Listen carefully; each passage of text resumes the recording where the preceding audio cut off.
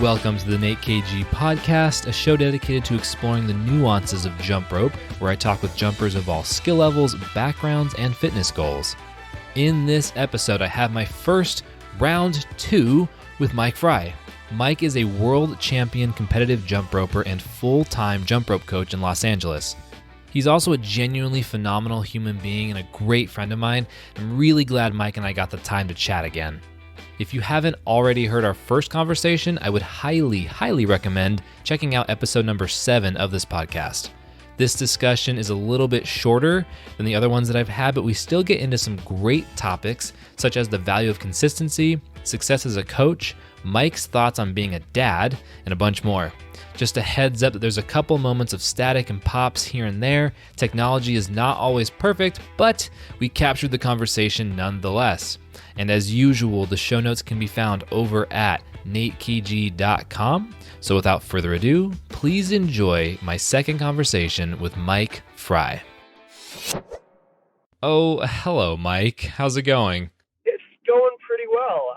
How's it going with you? Dude, it's phenomenal. I'm glad that we are able to make the time to do this because this episode is probably coming out much later than when we're actually recording it, but this last weekend, we were just hanging out at the West Coast Open jump rope competition in LA, and we got to catch up, and we were like, hey, we should record another podcast, and here we are. You're the first guest of the podcast to be on for a second time.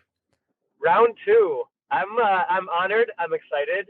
I don't know where this conversation is going to go. I never know where they're going to go with you, and I love it. It's uncertainty. It's a little scary, but I'm ready. It's a little scary out of excitement. Okay, so number one thing, by the time this episode airs, so by the time everyone's actually hearing it, you're probably a dad. I feel like that's where we need to start, you know? That's the fact about me, yeah. So the date is November 7th, Thursday, November 7th. The baby is due in 3 weeks, exactly 3 weeks from today on Thanksgiving Day. And it's crazy. I'm freaking out because I've never done this before. I've never been a dad before. And, you know, I've read the books. My partner, Monica, and we've been taking classes. Friends and family are always going to chime in with advice, which is sometimes helpful, sometimes really not helpful. But how do you know how to be a parent when you've never done it before? I mean, that's a great question. I have no way of answering that because I'm not a parent myself. Give me the answer. Well, I need the answer, please. Let's start with the most important question of parenting, which we did cover briefly at the competition. What's the first skill you're going to teach your kid? Triple TJ. Right out the gate. Yep. I don't even care. We're not bothering with single bounce. That's basic stuff. We're going straight to a TJ. You're literally going to have the most legendary father-child picture ever. It's going to be you doing a TJ and your child doing a TJ at the same time. Oh my gosh, I'm so ready. He's going to jump higher than me. I'm not known for my ups, so now he or she actually don't know. I was going to say, you don't know yet. That's. I might have just slipped, but no, we actually do not know the gender. We have no idea. It's going to be a total surprise. Oh my god! Just adding to the excitement. Isn't this crazy that as you're listening to it, not now, but in the future Mike's like, oh, I know now. I was so young and naive. I had no idea what I was getting myself into. Yes, exactly. Dude, okay, so big question, because we were hanging out at the competition, and you were crushing it because you had a team, the Jubilee jumpers that you were coaching with 25 kids from LA. Is that? Yeah, I think it's about 20. I think it was 2021. So, but yeah, it's right around there. And then all of those kids are kids from separate classes that you taught in LA, and they all came together to work on the same team for that day, correct? Yeah. So the kids from Jubilee that competed at the West Coast Open were from 5 different sites. The majority of them were from 2 sites, which are Inglewood and Highland Park, which are both in LA County, I believe.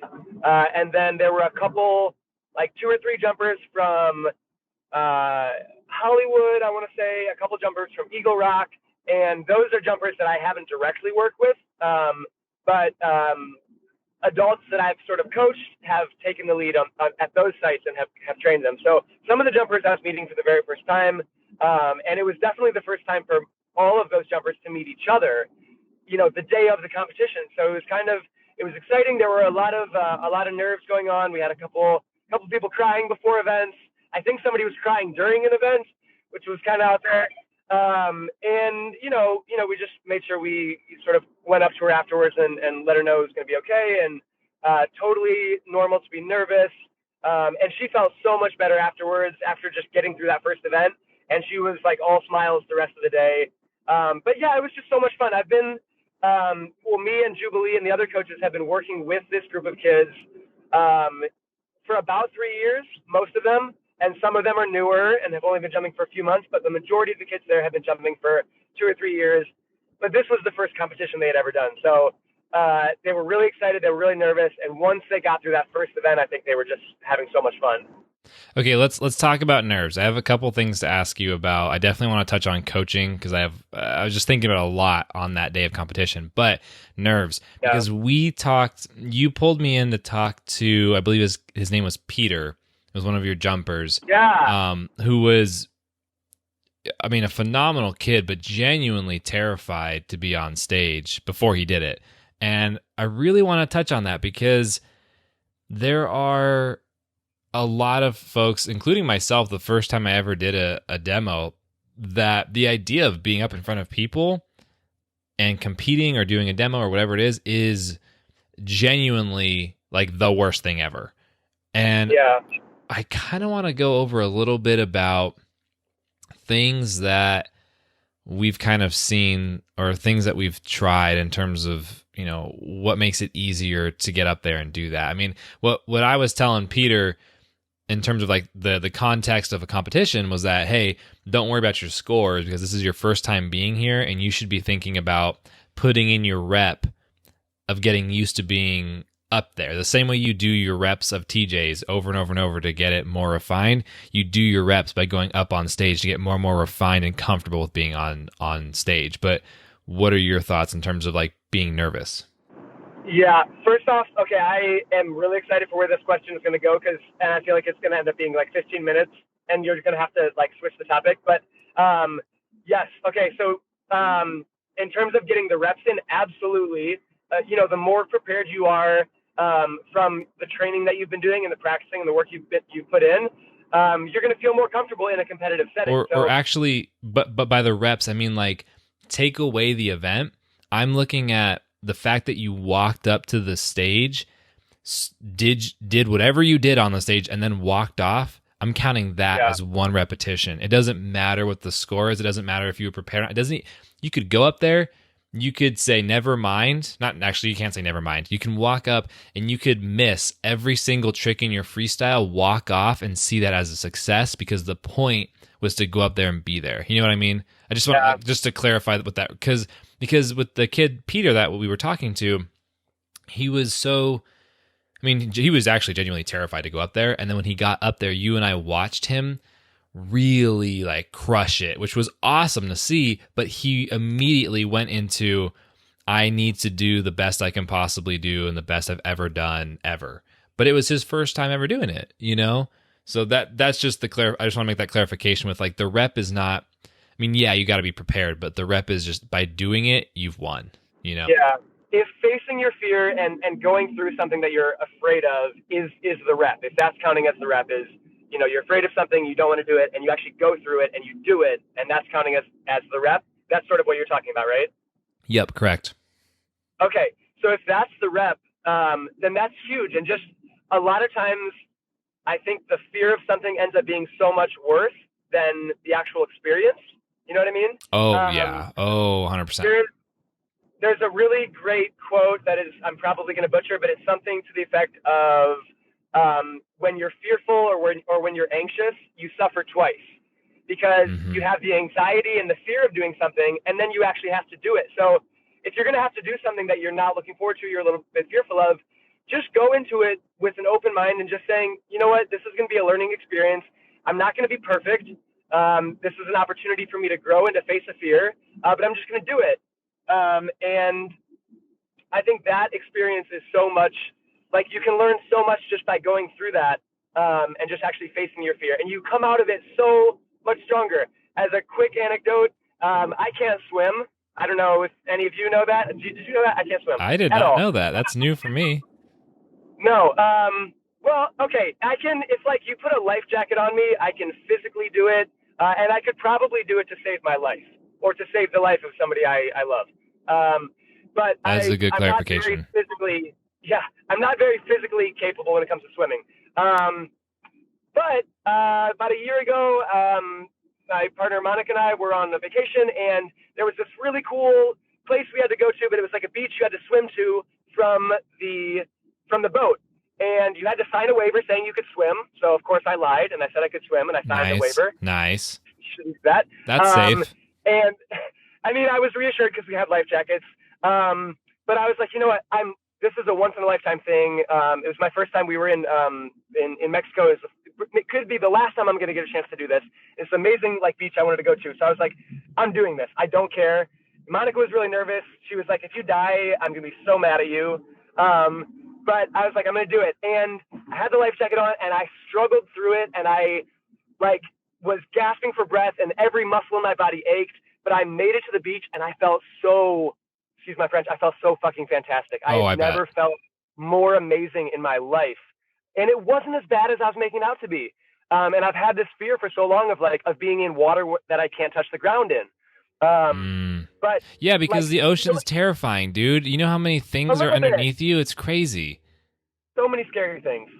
But just to face my fear and to come out alive, it gives you so much life and power. I encourage all of you to do it.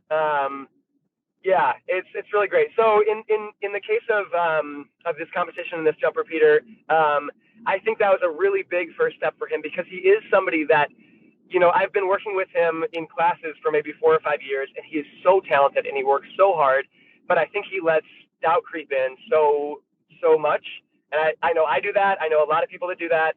And the fact that he was able to just face the fear and go out and do it, he had some mistakes, but overall he did really well. I think when we do the next competition, he's going to be that much more confident and that much more comfortable, because he had that one rep, like you said, of facing his fear and coming out, more or less unscathed.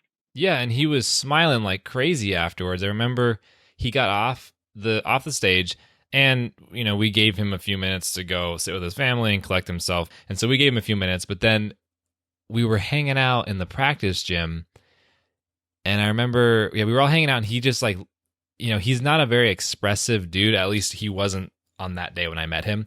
And I remember sitting there with him, and I'm like, hey, so how do you feel now, And he's like, oh, well, when I was up there, blah, blah, blah. And I was like, no, how do you feel right now, And I think you were there for that. And he goes, yeah, oh, I feel good. It wasn't nearly as bad as I thought. Which goes back to your point. Yeah.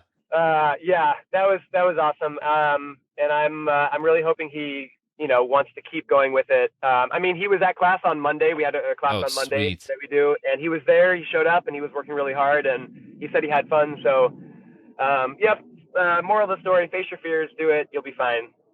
Okay, so the second thing I want to ask you about is coaching. Two big questions. Actually, not two big questions, just two questions. But I want to start with, I think, the smaller one, which is, you just had a student today get their push-up for the first time, right? Yes. Okay. Tell me about, or tell us about that, what it's been like practicing with them, and what that feels like for you as a coach. So this was a jumper who's on the Jubilee jump team, and he's pretty much been he's been coming to classes pretty much from day one. So it's been about 3 years, and we haven't really spent much time on strength moves like push-ups and frogs and things like that, which is what made it so much more surprising when he landed it today. We've worked beginner push-ups, which is where you go into the push-up position, you come up, and then you pull the rope under. We've worked those, but today we're working on routine building, and I was like, you can do footwork combinations, and we went over what that looked like. You can do rope manipulation. We went over that. And then we got to strength, and I was like, here's a couple moves you could do. He saw the push-up. He was like, all right, that looks cool. And he tried it, and after a minute or two, he was getting pretty close, and I was like, hold on, I'm going to start recording because you're going to get this right now. And I started recording, and that first time, the very first time he tried it, once the camera was running, he landed it, and I lost my mind. Yeah, I bet. It's so exciting as a coach when you've been working with somebody, whether you've been working on a particular trick for a long time or you've just been working with them as a student for a long time, and they do something big, like their first cross or their first double under, their first TJ, their first push-up, or whatever it is for that person. You are just so psyched because you've been with them, pretty much from day one, and you've seen how hard they've worked on all this stuff. And I was just so happy for him. It's the greatest feeling in the world as a coach when you see your students succeeding, like almost more so than when you succeed at learning a new trick. 100%. Switching gears a little bit, what is it like to coach the team at competition? Because you had a lot going on for the first half of that day, and you were crushing it. And I'm just curious, I guess just walk me through that, because not only are you coaching a team, but it's a team of kids that you haven't fully met. You haven't met all of them, and they're not used to working with each other. So what's that like? Yeah, so there was a lot going on that day, which is it's a team where not everyone's met each other. It's a team where most of them, no, all of them, it's their first major competition. Some of them have done sort of in-house competitions, but nothing major, nothing official. And it's the first time for a lot of the assistant coaches. And I'm also there sort of trying to work with another team that I coach, Foothill Forest, which is the tournament organizers team. And I coach them twice a week. And then I was also there competing one event, 3-minute speed. So there was a lot of stuff I was trying to do. And I think what I realized is okay, delegation is going to be a huge thing. You need to delegate. You need to not try to do everything yourself. And so I'm all right, I've got these assistant coaches here. I've got the team manager here. What kind of tasks can I assign them? As somebody who's been to competition and kind of knows how things are supposed to run, even the assistant coaches and the team manager have never done it before. So what can I do to make everything just move a little bit more seamlessly? So yeah, I was all right, you are going to be in charge of heats in the practice gym. You're going to be in charge of making sure kids get from the practice gym to the floor. You're going to be in charge of talking to the kids before and afterwards, making sure they're not nervous. You've got some jumping experience, so you're going to be kind of troubleshooting any issues with ropes or somebody's having trouble getting their double unders down. So just delegating to different people, and that made everything a lot smoother. So I felt like I could be more of a big picture person and just, checking in here and there. But for the most part, everything was running pretty smoothly without me. Dude, you did a great job. I walked in the morning and I saw you across the gym, and I walked up. I'm like, hey, and then you're like, hey, can we catch up later? I'm like, yeah, dude, no sweat. Sorry, it was just so crazy. But once, like I said, once the day got rolling, and especially once I felt the assistant coaches were so good. I just kept saying, you guys are rock stars. I love you. You're making this amazing. And they seem to all be having a really good time too. So once we got it started, I think it was just like a well-oiled machine. So yeah, no, that was really good. Random question for you: how do you tie your shoelaces when you do speed in competitions? Very thoroughly and very tightly, and then I double knot them. Okay, so here's what I do. This is what I did the night before, or maybe 2 nights before, probably the night before. I untied them completely, and then I tightened everything, from pretty much from the bottom lace up, tightened everything, and then I double knotted them extremely tightly, and then I tucked the the loops underneath. I'm talking about underneath. Where did you tuck them in? Because I tuck them in too, and I had a feeling that you had something special with the way you tucked your shoelaces in. Where do you tuck those bad boys? I tuck them into the other shoelaces. Yeah. I don't know how to describe it. Yeah, because you've got the ones that cross over the top of your foot, then you have the actual the extra part that goes after your double knot. Where the excess shoelace, do you tuck it underneath each of those crossing points, or do you choose a couple? I went under each one. Each one? Okay. Yeah, see, I usually do that. Weird? No, that's not weird. I usually do that, except for this competition. I did just the middle one and the last one. Okay. We have exactly the same way of tying our shoelaces. Why? I think I just was feeling lazy, and I was like, this is good enough. But in practice, I was putting it underneath every single one of them. Yeah. Because the worst is thing... that like, no, I was just wondering if people have, sort of like, it's just making me think about like competition rituals, if people have a certain way they have to make sure their shoes are tied and tucked, and a certain, pre-event thing where they run in a circle 3 times and do a jumping jack and dab really quick, or like Oh, if you people got have dab. certain things that they just have to do. Do you have to? Is it required? I don't know, man. I feel like you should at this point. I mean, to be honest, I never had any like legitimate routine things. Like I would always blast music. Like I mean, I don't know if that counts, but I feel like that's just standard. Like you gotta roll up with some bumpin' tunes. You know what I mean? Actually, I think I didn't have a bumpin' tune. I had this is really funny because this gym we were at was the same gym that I competed at way back in the day when I did my first competitions. So I played nice. It Takes Two by Rob Bass, because it's an old school song, but we used to jump to that from the very beginning of me learning to jump rope. That song has been playing. So I blasted that as the last song coming into the parking lot, and I was like, here we go. Nice. I feel like that's like Jock Jams Volume 1. Oh, no, exactly. That's exactly what it is. Jock Jams, dude. Jock Jams is like... Dude, shout out Jock Jams. Yeah. Soundtrack of my life growing up. For real, dude. Like that and we used, the movie 21 about like gambling and cards and stuff. I don't really know what the movie's fully about, but they had a pretty cool soundtrack. Oh, yeah. Yeah. The song Praise You by Fatboy Slim was on there. Fatboy Slim, nice, yeah. Yep, that was the jam. That was the jam. With speed, your form is ridiculously tight. You have a jump. Okay, so you're like a few inches taller than me, but your jump rope is gotta be at least, dude, it's gotta be at least 10 inches to an entire foot shorter than my rope, which is very, very significant because I held it up next to mine when we were standing waiting for our 3-minute speed heat. What's been the process getting your rope so small? Because I know you've been putting in a lot of work for 3-minute. Have you been shortening it, or have you always been that kind of style of speed jumper? My rope, I've always kept my rope pretty small and tried to keep everything just like really tight, really contained. So my arms are in really close, which allows it to be a little bit shorter. And then I get down pretty low from my waist, kind of leaning forward from the waist. It's never been as short as it is now. This is definitely the shortest it's ever been. And I'll basically just like, if I can make it through a 3-minute at a certain length of my rope without any mistakes, I'll usually shorten it, but by like 1/8 of an inch, like really small increments. And then if that feels pretty good and I can make it through another 3-minute cleanly, then I might shorten it a little bit. But I don't think I'm done shortening it. I'll probably take it a little bit lower, but for that to work, I need to get down a little bit lower, and that's going to be harder on my quads. Absolutely. That's going to be harder on my lower back.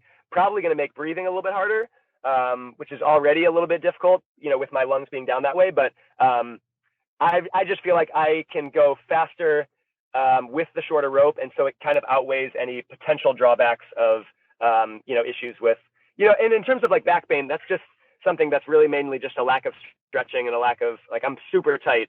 All my muscles and ligaments and everything. I need to stretch out a lot. Are you the best you've ever been with 3-minute speed right now? I have never been faster, and it really feels good. I think because I'm also the oldest I've ever been. That's dumb. Yeah, I'm the oldest that's I've ever true. been. Yeah, I guess everyone is the oldest they've ever been. Yeah. And it feels really good because I don't know. A while ago, I mean, really like 5 to 10 years ago, even I'd kind of been like, you know what? I'm probably done. I'm not really getting it. I'm not going to get any better. And I kind of just like given up on trying to improve myself. And that applies not just to jump rope, but like, man, this was like for my personal habits, like my work ethic, my like everything, my relationships, everything. I just kind of stopped trying.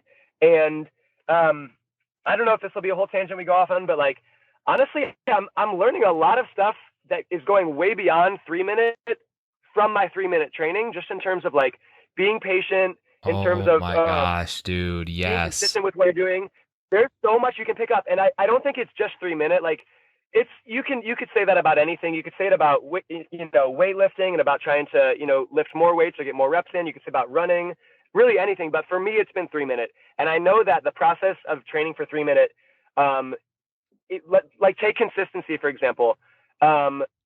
I had gone through various periods where I'd tried to improve my 3 minute over the past couple years, past like 2 years, I'll say. And I'd always hit a wall when I noticed that let's say I do a 3 minute and my score didn't go up. And then the next time I do it, my score didn't go up. I would get really frustrated and just it wouldn't happen overnight, but I would eventually just kind of lose interest and I'd stop training.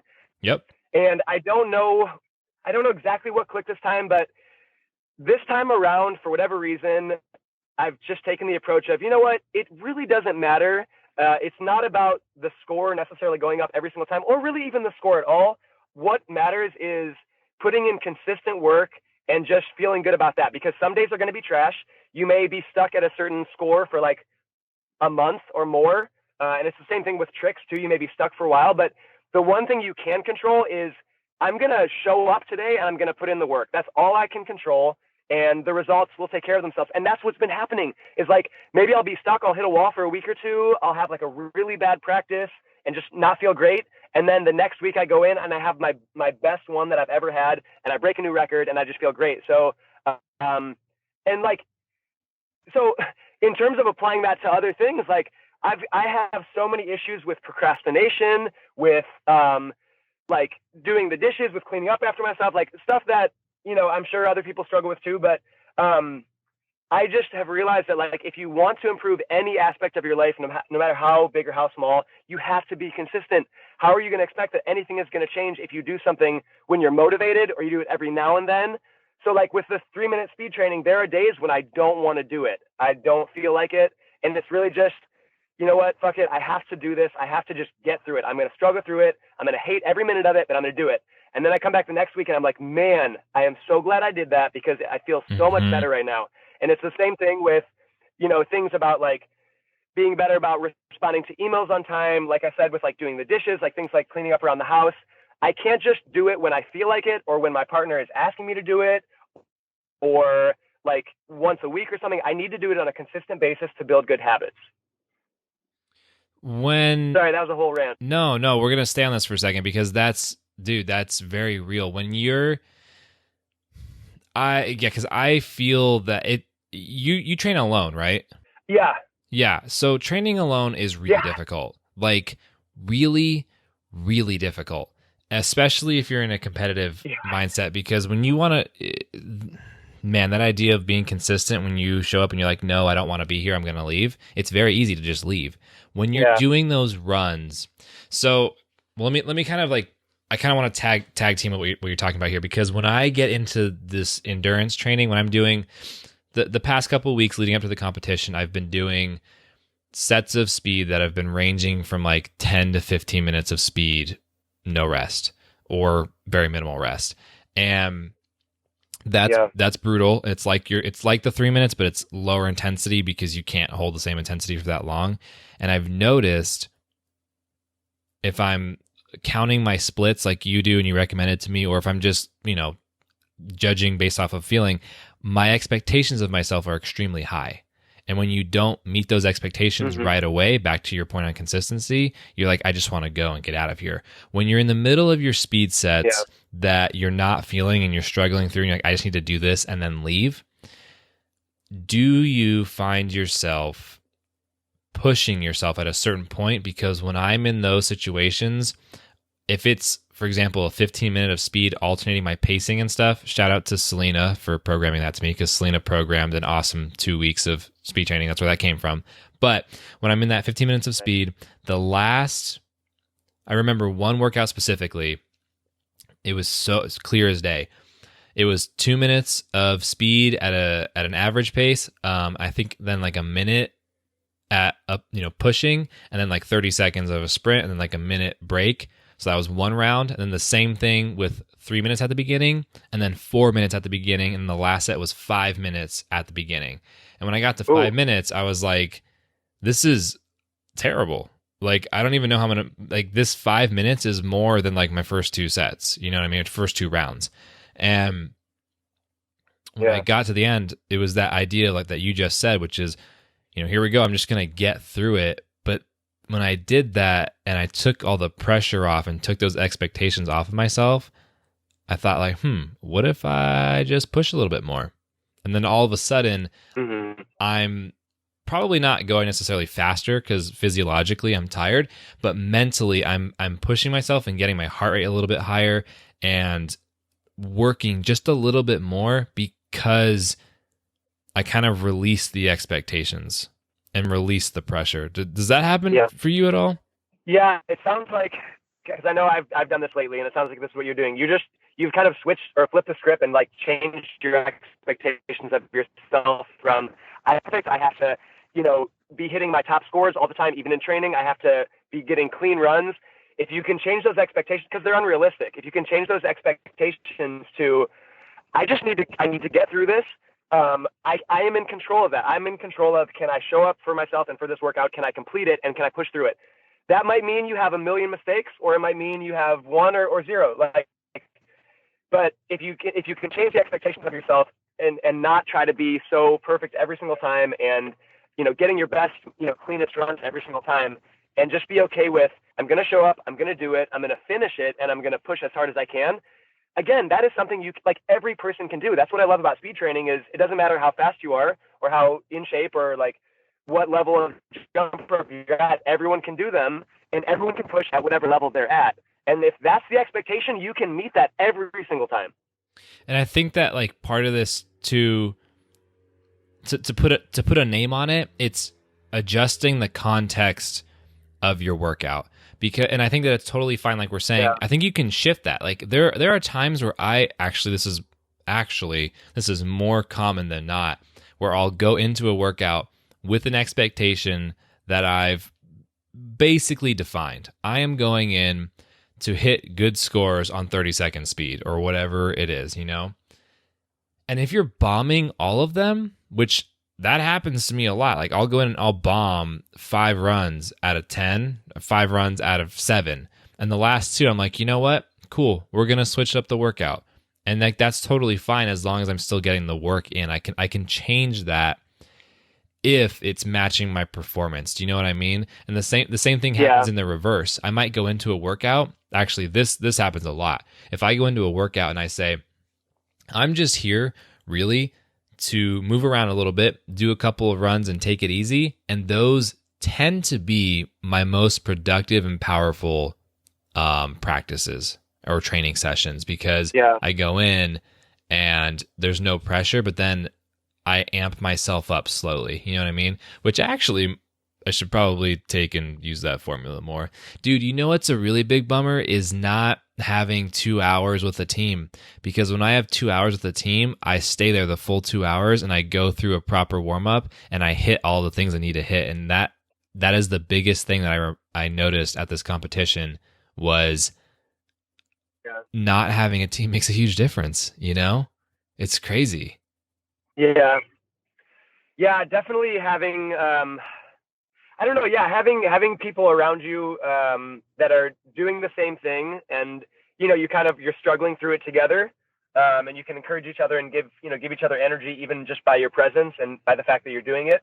That definitely helps a lot. I'm finding that same thing a lot with like internet and Instagram and you. I thought you were going to say people. Instagram. Yeah. Yep. Yeah, no, yeah, exactly. The internet, just people in a digital, like seeing other people work and just exchanging messages or like texting Selena about, the programming stuff that we're talking about and working on and like hitting you up and be like, dude, like what's going on? Let's do a podcast and talk about speed training. Like all of that together is at least 70 to 80% as effective as having a team for me. You know what I mean? There's that last 20% that does make all the difference.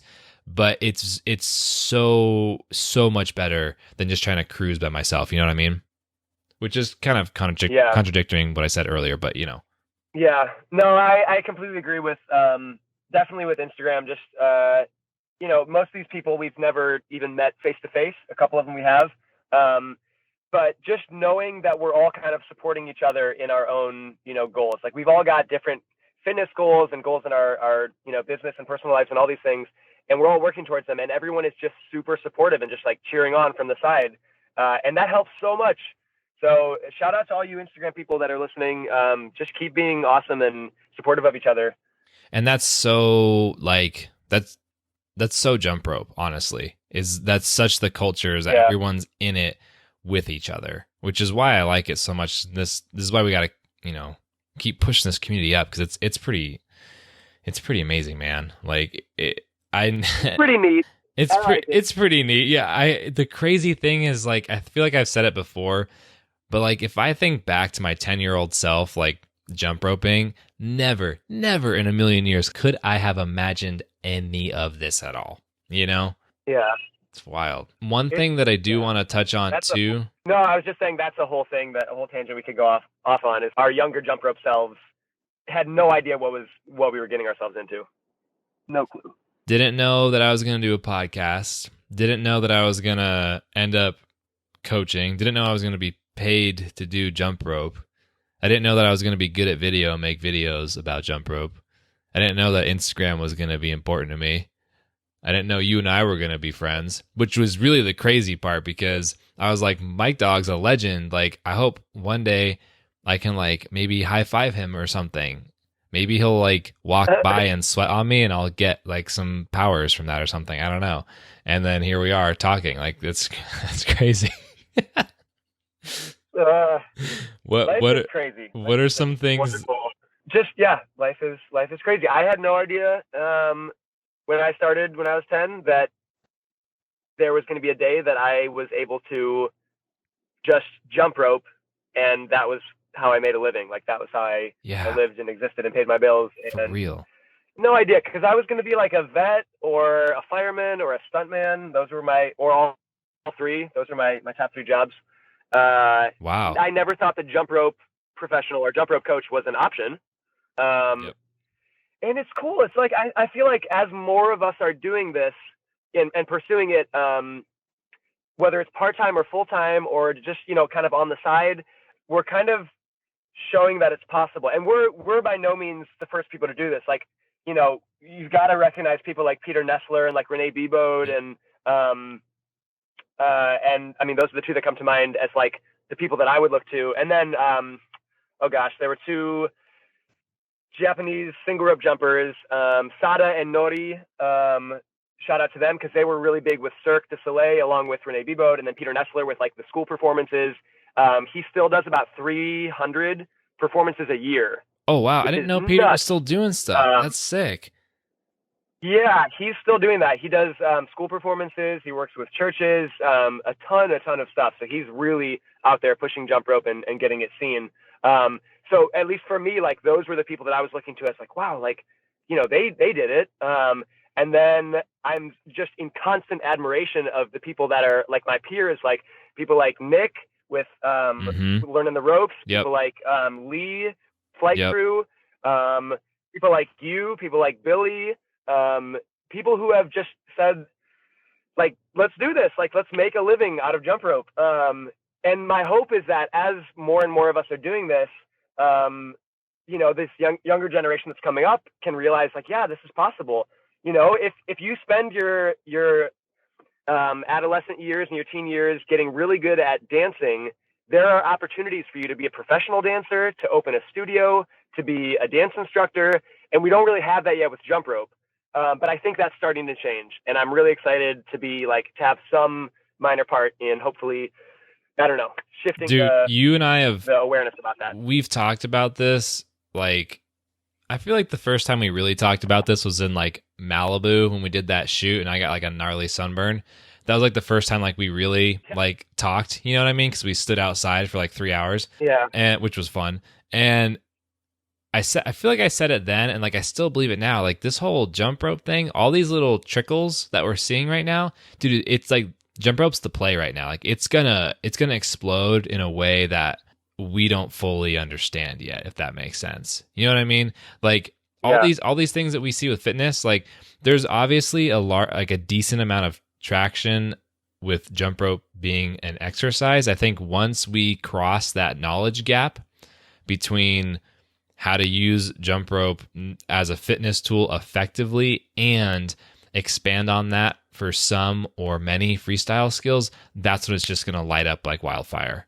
Like the second that happens, like it's done, dude. Yeah. Like, and like, honestly, we're there. Like we're already there. It's just a matter of how fast we go now, you know? And like, that's one of the things that I think about literally every single day of my life when I wake up in the morning is like, cool, what can I do to get that bridge for the knowledge gap built faster done? You know what I mean? Like that's what fires me up. That's like my own little tangent, but we've talked about that like at length before.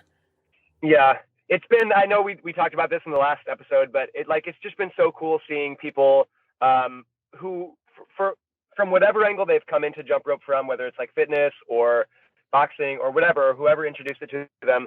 So many of them have embraced like freestyle jumping and building combinations and things like that. And I really quickly just wanted to shout out his handle is Rope Eisenhart. I think his name is Oh DJ. My gosh, yes. You know what I'm talking about? Yes. He is going to be competing I believe in Colorado in April, I want to say.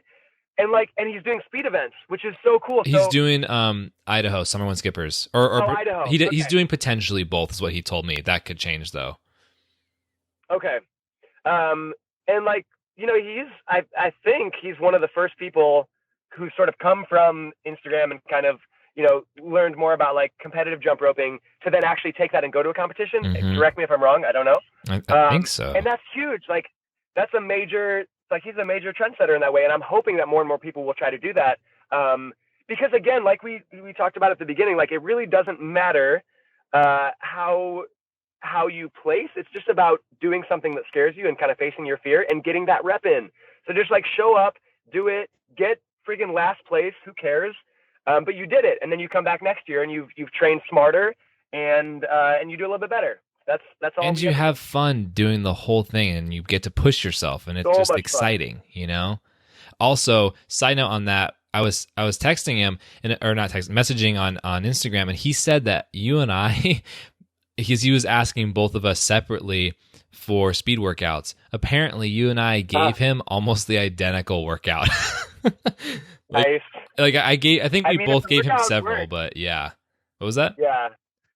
I was saying if the workout works, then yeah, that must have been one that we both do. I think the one I know the one I gave him was the 6x30, which I love. That's been I feel like that's helped me a ton.